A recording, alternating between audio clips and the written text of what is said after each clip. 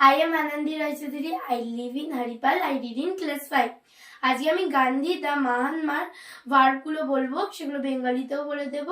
সেগুলো তোমাদেরকে সেগুলো দিয়ে মেক সেন্টেন্স তৈরি করতে হবে। সেগুলো হচ্ছে simple present, simple past, simple future. ঠিক আছে, তোমরা চেষ্টা করবে, আমি পরের দিন ওগুলোর নিয়মগুলো বলে দেবো। ঠিক আছে, এখন আমি ভার্বগুলো বলে দিই, চলো তাহলে শুরু করা যাক। প্রথম ভার্ব হচ্ছে ভিজিট।